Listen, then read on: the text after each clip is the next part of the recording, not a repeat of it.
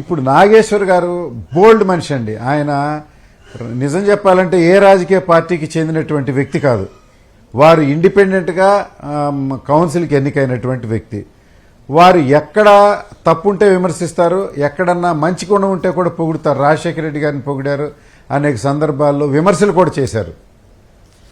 అలాంటి న్యూట్రల్స్ వ్యక్తులను కూడా మీరు ఓర్చుకుని ఆ విమర్శను సద్విమర్శగా తీసుకోకుండా న్యూట్రల్ వ్యక్తుల్ని, సమాజంలో అంతో ఇంతో పొల్యూట్ కాని వ్యక్తుల్ని, రాజకీయాలకు సంబంధం లేని వ్యక్తుల్ని, అకాడమిషియన్లు కూడా మీరు దాడి చేస్తున్నారంటే ఇది ఆంధ్ర రాష్ట్రంలో పరాకాష్ఠకు వచ్చిందండి. నేను చెప్పేది ఏంటంటే బీహార్లో అయితే 2 ముఠాలు కలిసి క్రిమినల్స్ కొట్టుకున్న సందర్భాలు, రాజకీయ పార్టీలు కొట్టుకున్న సందర్భాలు క్రిమినల్స్ ఉంది. కానీ ఇక్కడ సామాన్యుడి మీద, విద్యావేత్తల మీద, న్యూట్రల్గా ఉండే వ్యక్తుల మీద, విశ్లేషకుల మీద కూడా ఇలాంటి దాడి జరగడం తీవ్రంగా ఖండించదగ్గ విషయం. దీన్ని వైఎస్ఆర్ కాంగ్రెస్ పార్టీ తీవ్రంగా ఖండిస్తుందని, రాబోయే రోజుల్లో ఈ ప్రభుత్వం ఇప్పటికైనా తెలుసుకుని ఇవన్నీ సరిదిద్దుకోపోతే ఇటు ఒక పక్క జనసేన పార్టీ నష్టపోతూ ఉంది, వారికి ఇబ్బందులు ఉన్నాయి, విశ్లేషకులు న్యూట్రల్స్ మీద దాడులు జరుగుతూ ఉన్నాయి. ఇంకా వైఎస్ఆర్ కాంగ్రెస్ పార్టీ అంటే వాళ్ళ పార్టీ పాలసీనే. ఇక మేము ఏం చెప్పినా కూడా శ్రీరామ్ అంటే బూతులాగిన పడే పరిస్థితి. మీరు వాళ్ళు రైతుల పక్షానైనా ఇంకో పక్షానైనా ఎక్కడ పోరాటం చేసినా అణిచివేయడానికి సిద్ధంగా ఉన్నారు.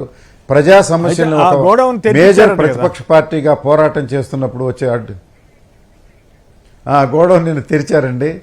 20 రోజుల సుదీర్ఘ పోరాటం తర్వాత ప్రభుత్వం చేతలుడిగి శాసనసభ్యుడు కాడి పారేసి ఇంకా తప్పదు, ప్రజల్లో విప్లవం వస్తుంది. ఇది ఏ దశకు వెళుతుందో మరి జగన్మోహన్ రెడ్డి గారి దృష్టికి వెళ్ళింది. వారు కూడా స్పందించారు, రైతులంతా వెళ్ళి వాడికి చెప్పారు. ఇంకా ఒత్తిడి ఎక్కువైపోయింది. పోలీసులంటే లెక్కలేదు. 20 రోజుల నుంచి మామలపల్లి గ్రామానికి పహారా చుట్టారు పోలీసులు. అంటే మీకు నేను చెప్పాలనుకునేది ఏంటంటే కేసీఆర్ గారు, మామలపల్లి గ్రామంలో సింగిల్ కేసు కూడా లేదు సార్. ఎప్పుడు ఆ గ్రామం నుంచి పోలీస్ స్టేషన్ కేసు కూడా వెళ్ళదు. భావ స్వారూప్యతకి పుట్టినిల్లు సార్. 22 కులాలు ఉన్నాయి. అంటే తెలంగాణలో ఉండే కులాలు కూడా పిచ్చుకుల గుంటోళ్ళని, ముత్తరాసులని, విచిత్రమైన కులాలన్నీ అక్కడ సహజీవనం చేస్తా ఉన్నాయి ఎప్పుడు అనాది నుంచి. ఆ గ్రామంలో ఎవరు కొట్టుకోరు. అలాంటిది దీన్ని నేను ఇల్లు కట్టుకున్నటువంటి ఏరియా, నా దాయాదులు, నా పూర్వీకులు, మా తండ్రి ఇక్కడ చదువుకుని ఇంటర్మీడియట్ వరకు ఇక్కడ నుంచి బయటకు వెళ్ళాడు కనుక ఆ ఎమోషన్తో నేను ఇల్లు కట్టుకున్నాను. దాన్ని అనడమే కాపుగూడెం అంటారు. అంటే 1 కిలోమీటర్ వరకు ఎటు చూసినా కాపులీలు ఉంటాయి. ఇంటెదురుగానేమో మాలపల్లి ఉంటుందండి. ఇదంతా కాపుగూడెం. ఆ కాపుగూడెంలో కట్టిన మొక్కజొన్న గుడెం మీద ధూళిపాళ్ల నరేంద్ర ప్రమేయంతో దాడి చేసి అది నా సరుకని నిరూపించాలని, నా గోడౌన్ నిరూపించాలనుకుని ఆ రోజే మరి అగ్రికల్చర్ ఆఫీస్ వాళ్ళంతా తనిఖీ చేసి ఇది సోదా త్రివేణిదని తేల్చడం. తర్వాత 5వ తారీఖు జరిగితే 10వ తారీఖున మరి ఇది లాండ్ ఆర్డర్ ప్రాబ్లం ఉంది, గ్రామంలో సీల్ చేస్తున్నామని స్థానిక ఎంఆర్ఓ నోటీస్ ఇచ్చి సీల్ చేసినటువంటి విషయం. అసలు లాండ్ ఆర్డర్ ప్రాబ్లం అనేది ఎక్కడుందనేది అర్థం కాదు. ఆ ఊర్లో ఎవరు ముద్దాయిలు లేరు. ఆ రోజు దాడి చేసిన వారి మీద గ్రామస్తులు, మొక్కజొన్న రైతులు కంప్లైంట్ ఇస్తే 31 మంది తెలుగుదేశం నాయకుల మీద కేసు ఫైల్ అయిందండి. కేసీఆర్ గారు ఇది ఆంధ్ర రాష్ట్రంలోనే మొట్టమొదటిసారి. మీకు ఒక ఫ్యాక్ట్ ఏంటంటే ఆ 31 మంది కూడా అనామకులు, రౌడీ షీటర్లు కాదండి. వారు అనుకున్నది 200 మంది ఉన్నారు, పోలీసులు ఉన్నారు, అగ్రికల్చర్ డిపార్ట్మెంట్తో కలిసి వచ్చారు. ఆ 31 మందిని చేబ్రోలు మండల అధ్యక్షులు, పొన్నూరు మండల తెలుగుదేశం అధ్యక్షులు, కాకాని మండల తెలుగుదేశం అధ్యక్షులు, పొన్నూరు టౌన్ అధ్యక్షులు, ఇంపార్టెంట్ ఫంక్షనరీస్ అందరి మీద కేసు ఫైల్ అయింది. ఇదే ప్రభుత్వంలో, నరేంద్ర చట్టసభలో ఉన్నటువంటి ప్రభుత్వంలో, చంద్రబాబు నాయుడు గారు ముఖ్యమంత్రిగా ఉన్న ప్రభుత్వంలో ప్రభుత్వం నిష్పక్షపాతంగా వారు 31 మందిని అరెస్ట్ చేస్తే తెలుగుదేశం పార్టీ పొన్నూరు నియోజకవర్గంలో 0 వచ్చే ఎన్నికల్లో నాకు పోటీ కూడా లేదు. అంత సాహసానికి తెలుగుదేశం పాల్పడుతుందా లేదా అనేది తెలియదు. అప్పుడు నరేంద్ర గారు పోయి ప్రభుత్వం మీద ఒత్తిడి చేసి, ముఖ్యమంత్రి గారి మీద ఒత్తిడి చేసి, ఏ రైతులు మొక్కజొన్నలు అయితే లోపల ఉన్నాయో ఆ రైతులతో కలిపి 14 మంది కాపు సోదరుల మీద, నా బంధువుల మీద ఎస్సీ ఎస్టీ కేసు పెట్టారు. ఆ ఎస్సీ ఎస్టీ కంప్లైంట్ ఎవరంటే అండి, ఈ గ్రామానికి 20 కిలోమీటర్ల దూరంలో ఉన్నటువంటి కోటేశ్వరరావు అనే తాగుబోతు ఆటో డ్రైవర్ చేత కంప్లైంట్ ఇప్పించారు. ఈ గ్రామస్తుడు ఎవరూ లేరు, ఈ కేసులో లేరు, కంప్లైంట్ కాదు. ఇలాంటి చిల్లర రాజకీయాలు చేయాలని గ్రామంతో వారు చేస్తాం. దాన్ని గ్రామస్తులంతా ఎంతో నిక్కచ్చిగా నిబద్ధతతో ఎదుర్కోవడం వల్ల ప్రభుత్వం దిగివచ్చి ఈ రోజు మరి తీసుకొచ్చి తాళాలు తీసి ఇదిగోండి మీ జొన్నలు తీసుకోండి అని పోలీసు వాళ్ళు సుమారుగా 200 మందిని ఊరిని పహారా చుట్టిన వ్యక్తులు అరగంట సేపట్లో గ్రామం నుంచి బయటికి వెళ్ళిపోయినటువంటి పరిస్థితి.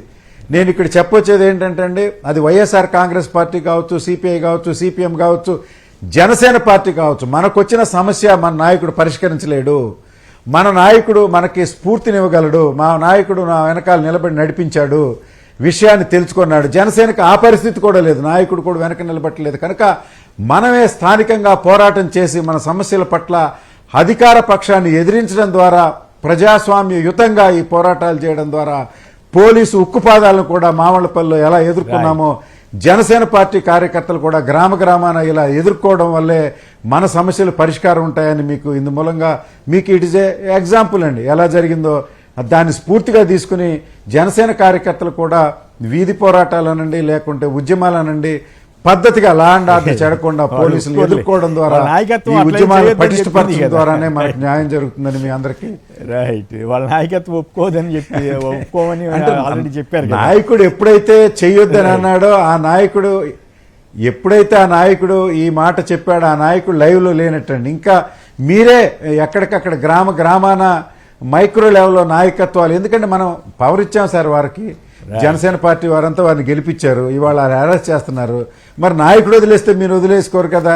ఆ నాయకుడికి అక్కడ ఏదో సుఖం దొరికింది, వాడేదో అంటున్నారు నెల నెల బ్యాగులు వెళ్తున్నాయని, అవన్నీ వాస్తవాలు కాదో ప్రజలకు తెలుసు. అందువల్ల మీకు పొన్నూరు నియోజకవర్గం వరకు నా సామాజిక వర్గం కనుక నేను మీకు అండగా ఉండడానికి సిద్ధంగా ఉన్నా. అక్కడ దాకా ఎందుకంటే మామలపల్లి గ్రామంలో మొక్కజొన్నలు జనసేన వారి ఉన్నాయి, తెలుగుదేశం వారి ఉన్నాయి, వైఎస్ఆర్ కాంగ్రెస్ పార్టీ ఉన్నాయి, అన్ని కులాలు ఉన్నాయి. మొక్కజొన్న ఇష్యూ పట్టుకోవడం వల్ల అందరికీ లబ్ధి చేకూరింది. ఇప్పటికి కూడా మా మద్దతు ధర 2400 ఏదైతే ఉందో ఆ రేటు ఇప్పటి వరకు మీరు కొనడం లేదు. ఆ ఉద్యమం మాత్రం ఆగదు. మీరు తాళాలు తీసినా, ఎస్సీ ఎస్టీ కేసు విత్డ్రా చేయాలని అనుకుంటున్నా కూడా అసలు 2400 ఉద్యమం ఆగదు. మీకు కేసీఆర్ గారు, మీరు అనుభవజ్ఞులైనటువంటి యాంకర్, మీకు తెలుసు, మీరు మేధావి, అనేక ప్రెస్లో పనిచేసి వచ్చారు. సార్ 2400 మేము అడుగుతున్నది మీరు ప్రకటించిందే కదా సార్. ఆ ప్రకటించింది కూడా ఈ రోజు కాదుగా సార్. జగన్మోహన్ రెడ్డి గారు 6 సంవత్సరాల నుంచి ఏ 2400 అయితే ఇచ్చారు ఆ 2400 ఇమ్మంటే మద్దతు కేంద్రాలు తెరవకోకుండా మమ్మల్ని అణిచే కార్యక్రమం చేపడుతున్నారు, రైతులు అణిచే కార్యక్రమం చేపడుతున్నారు. దీనికి ప్రధానమైన కారణం ధూళిపాల నరేంద్ర. తను దళారీగా ఉండి తన సంఘం డైరీలో ఉన్నటువంటి కాకాని వెంకటరత్నం మరి ఫీడ్ ప్లాంట్ కి నువ్వు కొనడం కాలానుగుణంగా చౌకుంది కదా అని ఇప్పుడు అది కొని మరి తన మిత్రుడైన రేవంత్ రెడ్డి సహకారంతో బోర్డర్ దాటించి 2400కు అమ్ముకునే పరిస్థితి. నేను ఒక్కటే చెప్తా ఉన్నాను ధూళిపాల నరేంద్ర గారికి, ఈ ప్రభుత్వానికి, జగన్మోహన్ రెడ్డి గారు 2400 రూపాయల మద్దతు ధర 4 సంవత్సరాలు కొన్నప్పుడు ధూళిపాల నరేంద్ర తన రిక్వైర్మెంట్కి 2400 కొన్న వ్యక్తి ఈ రోజు 2400 కొనడం లేదు. ఆయనే బయటకు వచ్చి 2100 కొన్నానన్నాడు. దాన్ని పరిశీలన చేస్తే 1650 రైతుకి ఇస్తున్నారు. ఎత్తుడు దింపుడు గోతాలు ఆళ్ళ పార్టీకి చెందిన బ్రోకర్ 150 గడిపి సంఘం డైరీలో 2100 రాస్తున్నాడు. మీకు ఇంకొక విచిత్రమైన జోక్ చెప్తానండి. 5వ తారీఖేమో దాడి చేశారు, 10వ తారీఖేమో గోడౌన్ సీజ్ చేశారు, 14వ తారీఖు ఇది కమర్షియల్ గోడౌన్ కాదని ప్రకటించారు. 15వ తారీఖున మామళ్ళపల్లి గ్రామంలో పెద్దేటమ్మ తల్లి దగ్గరికి వచ్చి తెలుగుదేశం వారు ఒట్టేసి మా ధూళిపాల నరేంద్ర 2100 కొంటున్నారన్నారు. ఆ రోజున అదే డేట్తో ఒక రసీదు విడుదల చేశారు. 2100 కొంటున్నట్టు మామళ్ళపల్లి గ్రామంలో 100 క్వింటాలు కొన్నట్టు 15వ తారీఖు ప్రామిస్ చేసిన 1 గంటకి రసీదు రీచ్ చేశారు, మనీ లాండరింగ్ చేసి. అంటే ఇతను వ్యూహం లేని ఏప్రిల్ నెలలో ప్రారంభమైన మొక్కజొన్న ఉద్యమం పౌడర్ చేసుకుని ఏప్రిల్ ఫూల్ అయ్యాడు తప్ప ఇది ఇందు మూలంగా తెలిసింది ఏంటంటే ఆంధ్ర రాష్ట్రానికి పోరాటం చేయడం ద్వారా ఈ ప్రభుత్వం మీద గెలవగలం. కోరికలు ప్రకటించడం వల్ల ఈ ప్రభుత్వం మీద గెలవలేదు. కనుక 2400 మద్దతు ధర ఏదైతే మా మెయిన్ పాయింట్ ఉందో దాన్ని వెనక్కి వచ్చేది లేదు. ఈ ఉద్యమంలో పోలీసుల ద్వారా ఉద్యమం చేయించారు, పోలీసుల ద్వారా అరాచకం చేయించారు. వైఎస్ఆర్ కాంగ్రెస్ పార్టీ నాయకుల మీద, మాజీ మంత్రుల మీద, నా మీద చేసినటువంటి మిస్హ్యాండ్లింగ్, మహిళల్ని సార్ మీరు కొన్ని విజువల్స్ చూడండి, మనసు కరిగిపోతుంది. కిందేసి తాడేసి కింద లాగి హత్యా ప్రయత్నాలు సార్ ఇవి. 307 కింద పడి ఏదన్నా ఇప్పుడు మనం బైక్ మీద వెళ్ళి కింద పడినప్పుడు హెల్మెట్ లేకపోతే బుర్ర పగిలిపోయినట్టుగా ఏ మహిళకన్నా బుర్ర పగిలిపోయి మరణిస్తే 302 అయ్యేది. ఇప్పటికైనా ఈ పోలీస్ ఆఫీసర్ల మీద 307 పెట్టాలని మా పార్టీ నాయకుడు ఆదేశాల మేరకు రాబోయే 2-3 రోజుల్లో మహిళలందరినీ 8 మంది మహిళల్ని కొత్త ఢిల్లీకి తీసుకువెళ్లి SC ST commission, women commission, Right. అదే విధంగా Okay.